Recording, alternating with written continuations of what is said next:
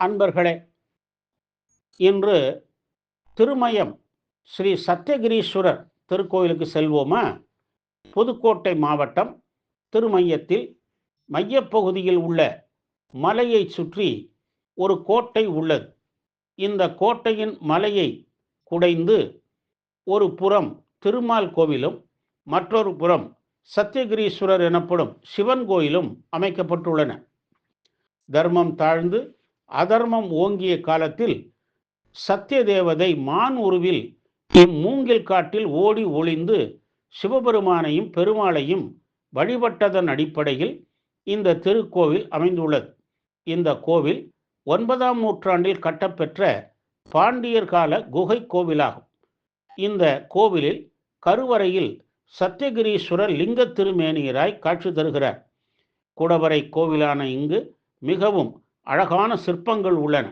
மண்டபத்திலும் சுவர்களிலும் விதானத்திலும் ஓவியங்கள் இருந்தமையை நாம் அடையாளங்களாக பார்க்கலாம். முதல் மண்டபத்தில் உமாபதீஸ்வரர், ராஜராஜேஸ்வரி, பைரவர், நவகிரகங்கள் முதலிய சன்னதிகள் உள்ளன. அம்பாள் வேணு வீணேஸ்வரிக்கு தனி சன்னதி இங்கு உள்ளது. இவளுக்கு தமிழில் மூங்கில் காட்டு அரசி என்று பெயர். மூங்கில் வனத்தில் அம்பாளாக இருப்பதால் இப்பெயர். இவள் திருமணப்பேறு, மகப்பேறு முதலியவற்றிற்கு வரம் தரும் கருணை மிக்கவள். சத்திய மகரிஷி சிவபூஜை செய்து வழிபட்ட தலம். இங்கு சுவாமி அம்பாள் இருவருமே கிழக்கு நோக்கி உள்ளனர்.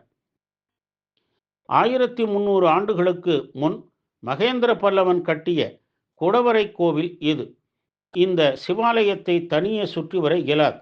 கிரிவலம் செய்துதான் சுற்றி வர முடியும். இந்த கோவில் அருகிலேயே விருத்தபுரீஸ்வரர் கோவில், சுந்தரேஸ்வரர் கோவில், சத்தியமூர்த்தி பெருமாள் கோவில், ஆத்மநாத சுவாமி கோவில், சிகாநாதர் திருக்கோயில்கள் அமைந்துள்ளன. சைவ வைஷ்ணவ ஒற்றுமைக்கு எடுத்துக்காட்டாக இந்த கோவில் அமைந்துள்ளது. விடுதலை போராட்ட வீரர் தீரர் சத்தியமூர்த்தி அவர்கள் பிறந்த ஊரும் இதுதான்.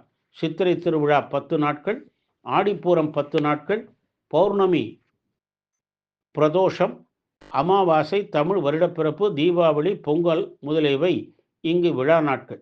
பௌர்ணமி கிரிவலம் இங்கு சிறப்பு. திருமணப்பேறு, மகப்பேறு வேண்டி இங்கு வழிபடுகின்றார்கள். வளையல், பொம்மை உபயம் செய்து நேர்த்திக்கடன் செய்கிறார்கள்.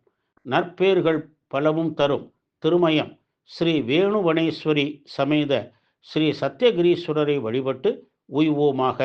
ஓம் நம சிவாய.